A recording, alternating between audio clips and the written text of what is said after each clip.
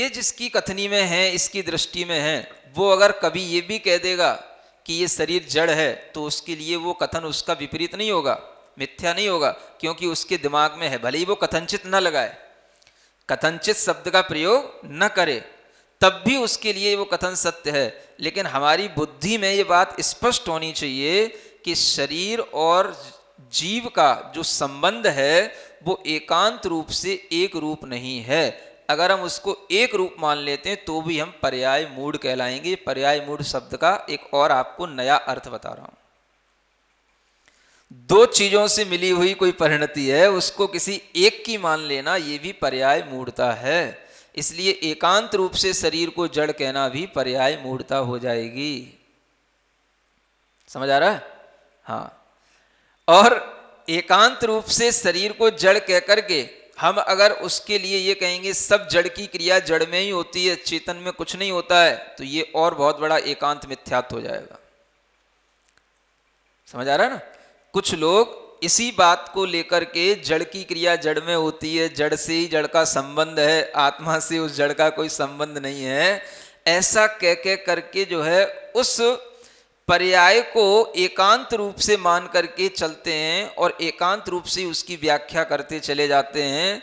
कथनचित रूप में कभी स्यादवाद के साथ उसकी व्याख्या नहीं करते और वह इसी ग्रंथ का सहारा लेकर के अपने आप को सम्यक दृष्टि समझते हैं, लेकिन ऐसी एकांत व्याख्या उन्हें एकांत मिथ्यात्व की ओर ले जाती है, पर्याय मूढ़ता की ओर ले जाती है। जो चीज जैसी है उसको वैसा ही समझो, इसी का नाम सम्यक ज्ञान है। जड़ की क्रिया जड़ में होती है ऐसा कह करके, समझ आ रहा है, जो कुछ भी खाएंगे पिएंगे, कुछ भी तरह का असंयम करेंगे और केवल बस वही एक सिद्धांत बना लिया, जड़ की क्रिया जड़ में हो रही है। चाहे रात में खाओ, चाहे दिन में खाओ, चाहे कितनी बार खाओ, चाहे कुछ भी खाओ, जड़ की क्रिया जड़ में हो रही है। तो और लोग अपने आप को बड़ा ज्ञानी समझते हैं। अभी तक हमें ऐसी शब्दावली मिली भी नहीं थी, हाँ, कि जड़ की क्रिया जड़ में होती है, चैतन्य में तो कुछ होता ही नहीं है, चेतना तो वैसी चौखी थी चौखी रहेगी। और ऐसा इसका जो है इस ज्ञान का दुरुपयोग करके जो लोग असंयमी होते चले जाते हैं, तो वो एक तरीके से एकांत मिथ्यात्व में पड़े हुए लोग हैं। इन ग्रंथों के माध्यम से भी वो अपनी एकांत मिथ्या दृष्टि को छोड़ नहीं पाते हैं, क्योंकि यह आचार्य स्पष्ट रूप से कह रहे हैं जीव और पुद्गल की यह मिली जुली असमान जाति पर्याय है, तो दोनों की पर्याय है, तो जीव का भी उसमें हिस्सा है, क्योंकि असंयम करने वाला तो जीव ही है। कौन करेगा असंयम? जड़ की क्रिया तो जड़ में हो रही है, लेकिन करने वाला कौन है? वो असंयमी जीव है ना। नहीं तो वो जड़ की क्रिया जड़ में करते हुए भी इतना ज्ञान तो रखे कि कौन सी जड़ की क्रिया को हमें जड़ में रखना है, कौन सी चीज को हमें इस जड़ पुद्गल शरीर के लिए देना है, कौन सी चीज को नहीं देना है। ये ज्ञान किसके अंदर आएगा? जड़ के अंदर कि आत्मा के अंदर? जब आत्मा को शरीर से कुछ लेना देना ही नहीं है और आत्मा में शरीर से कुछ होता ही नहीं है, तो फिर आत्मा को इसका ज्ञान करने की जरूरत क्या रह गई? कुछ समझ आ रहा है कि नहीं आ रहा आप लोगों? आ रहा? तो यही समझने की बात है कि एकांत रूप से हम शरीर और आत्मा इन दोनों को ना तो भिन्न कह सकते हैं ना अभिन्न कह सकते हैं, ना एक रूप कह सकते हैं ना पृथक रूप कह सकते हैं। ये दोनों कथनचित पृथक हैं, कथनचित एक हैं, कथनचित भिन्न हैं, कथनचित अभिन्न हैं। और इसी बात को नहीं समझने के कारण से अनेक प्रश्न खड़े हो जाते हैं। आपके बच्चे भी आपसे प्रश्न कर सकते हैं, है ना? और बच्चे क्या करते हैं? बड़े भी कर लेते हैं। हमने किसी जीव को, मान लो हमने किसी जीव को मार दिया या मर गया, हाँ?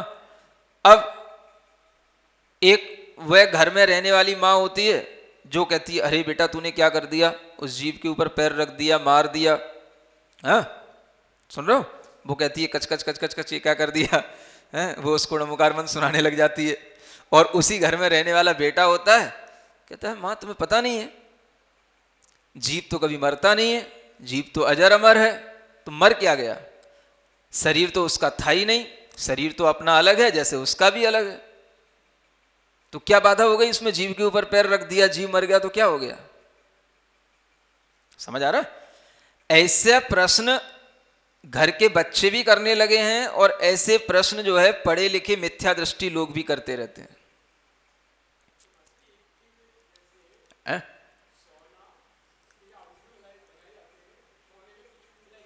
देखो, कोई भी चीज में कुछ चीज मिल गई तो उसमें दोनों रूप के उसके गुण आते कि नहीं आते? तो वही चीज यहां बताने जा रहे हैं कि जब हमने किसी जीव के ऊपर पैर रखा तो वह मरा, उसका प्रायश्चित, उसका दुख, उसके लिए पाप हमको लगा। तो क्यों लगा? कोई पढ़ा लिखा अगर होगा तो वो यूं कहेगा कि आपने तो अभी सा यही बताया ना, शरीर अलग है आत्मा अलग है। क्या समझ आ रहा है? शरीर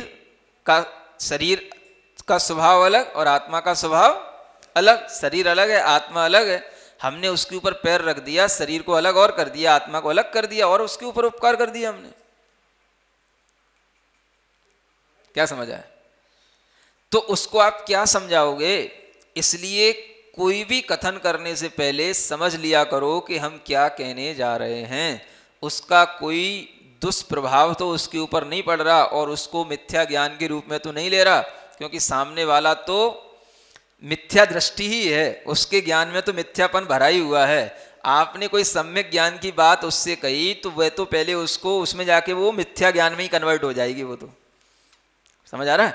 और वो जो है जब फिर उसके लिए बोलेगा तो वो ही कहेगा आपने तो कल बताया था शरीर अलग है आत्मा अलग है, और आज जब ये शरीर इसका यहाँ पड़ा रह गया तो अब उसको क्या सिखा रहे हो, अब उसको क्या नमोकार मंत्र सुना रहे हो? वो तो मर गया। आत्मा तो कभी मरती नहीं, आपने ही कहा था आत्मा शाश्वत है, आत्मा कभी मरती नहीं, आत्मा को कभी, आत्मा का शरीर कोई होता नहीं, आत्मा के लिए कभी कोई दुख होता नहीं।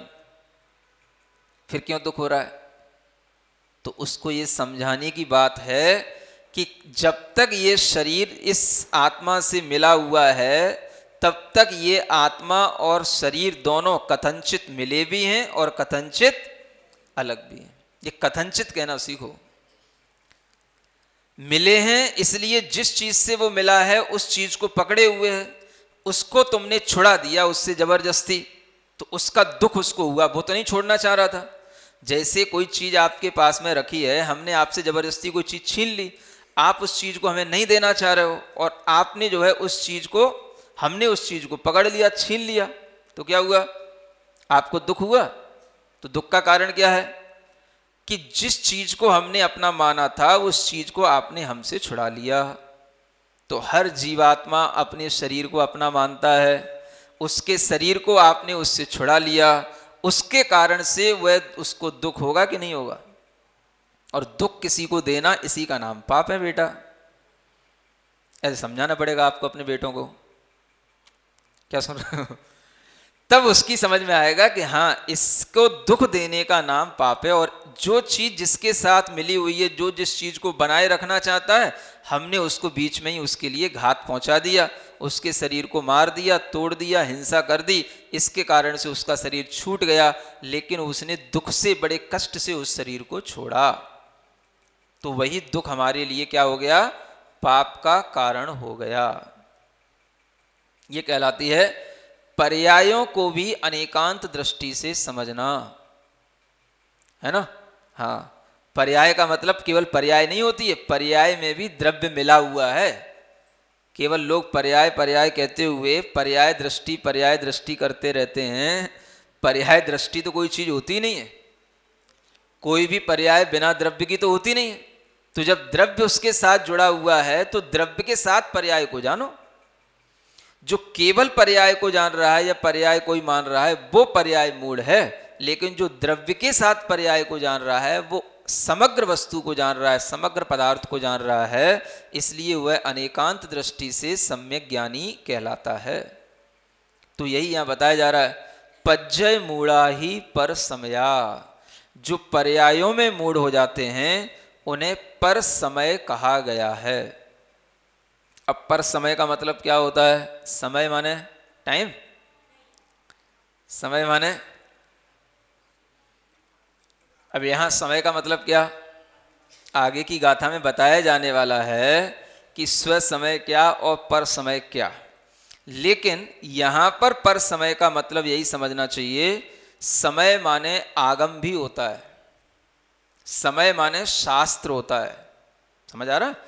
समय माने सिद्धांत होता है। स्व समय पर समय, प्रतिक्रमण पाठ में ससमय पर समय विदन्नु, स्व समय को भी जानने वाला और पर समय को भी जानने वाला, ऐसा आचार्य भक्ति में भी आता है। सग पर समय विदन्नु आगम हेदुई चावी जानिता, जो स्व समय को भी जानता है पर समय को भी जानता है। स्व समय माने स्व अपना सिद्धांत, जो जिनेन्द्र भगवान के द्वारा बताया गया आगम है, सिद्धांत है, वो स्व समय कहलाता है। और जो अन्य लोग बताते हैं वो सब पर समय वाले हो गए।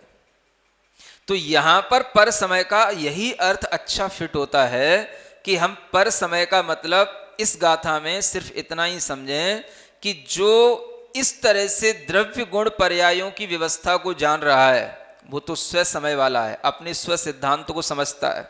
और जो ऐसी द्रव्य गुण पर्यायों को नहीं जान रहा है वो पर समय वाला है, वह अपने सिद्धांत को नहीं समझता, उसका सिद्धांत दूसरा है, वो केवल पर्यायों की ही बात करता है, द्रव्य की तो उसकी कोई जानकारी है ही नहीं, गुणों की कोई जानकारी है ही नहीं। हाँ, उसको पर समय कह दिया। अज्ञान कहो, कुछ भी कह सकते हो, अज्ञान तो है ही है, जब तक वह मिथ्या ज्ञान के साथ है वो अज्ञान भी हो गया। तो मुख्य रूप से पर समय का मतलब ये हो गया, पर सिद्धांत हो गया। अब स्व सिद्धांत क्या हो गया? तो द्रव्य गुण पर्यायों की जानकारी ज्ञान होने के नाम का ही नाम है स्व सिद्धांत, स्व समय। ये बहुत बड़ी चीज है, क्योंकि ये द्रव्य गुण पर्यायों का ज्ञान आपको कहीं पर भी नहीं मिलेगा सिवाय जिनेन्द्र भगवान की इस वाणी के, और कहीं पर भी आपको सुनने पढ़ने को नहीं मिलेगा।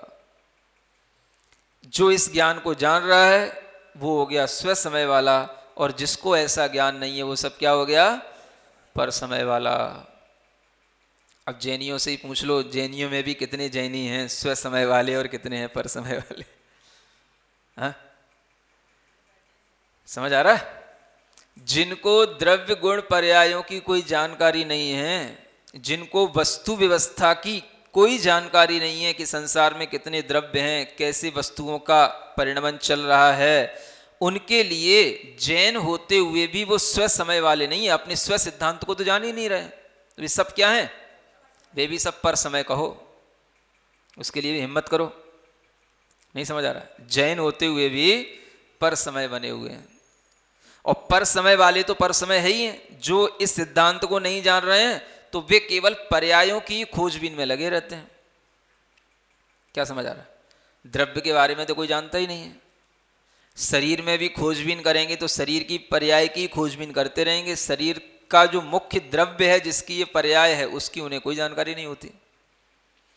कोई भी चीजें जो खोजबीन की जाती हैं, चाहे वो लाइट हो, चाहे किसी भी तरीके की जो है इलेक्ट्रिसिटी हो, चाहे कोई भी जो है मैग्नेटिक चीजें हो, चाहे किसी भी तरीके की सोलर ऊर्जाएं हो, हर चीज की पर्यायों को ही पकड़ने का काम किया जाता है, क्योंकि आदमी पर्याय को ही पकड़ सकता, द्रव्य को नहीं समझ सकता। पर्याय माने अनेक चीजों से मिलकर के जो चीज बन गई है वो चीज आपको ग्रहण करने में आ जाएगी। अनेक पुद्गल स्कंदों से मिलकर के जो चीज बनी है वो तो ग्रहण करने में आ जाएगी, लेकिन जो सिंगल चीज है वो पकड़ में नहीं आएगी। शब्द हैं, शब्द क्या है? शब्द भी पुद्गल की पर्याय हैं। तो उन पुद्गल की पर्याय रूप शब्द को तो पकड़ेंगे, लेकिन हम कभी भी ये नहीं समझ पाएंगे कि ये शब्द कहां से बना। तो ये शब्द जो है अपने आप में पुद्गल द्रव्य की एक परिणमन है। शब्द रूप जो पुद्गल वर्गणाएं होती हैं, पुद्गलों के स्कंद होते हैं, उनके परिणमन से ये शब्द रूप परिणमन होता है, ये नहीं समझेगा।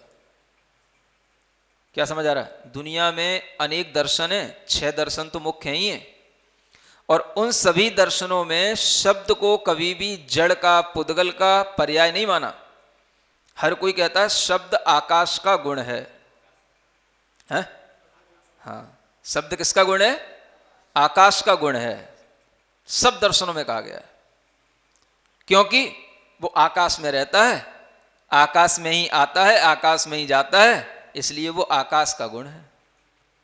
अब उन्हें पता ही नहीं है कहां से आता है, कहां से जाता है। अब जो वो द्रव्य शब्द पुद्गल के रूप में जो शब्द वर्गणाओं का जो द्रव्य है वो तो दिखाई देगा नहीं, क्योंकि वो सूक्ष्म परिणाम है। जब उनसे वो पुद्गल की पर्याय बन जाती है, शब्द बन जाता है, तो हम उस शब्द को पकड़ तो लेते हैं, लेकिन हम कहेंगे देखो शब्द आप यहाँ बोल रहे हो, सुनाई हमें वहां पड़ रहा है, तो आकाश मार्ग से होकर आया। अगर यहाँ आकाश नहीं होता तो शब्द यहाँ नहीं आता, इसलिए शब्द जो है वो आकाश का गुण है।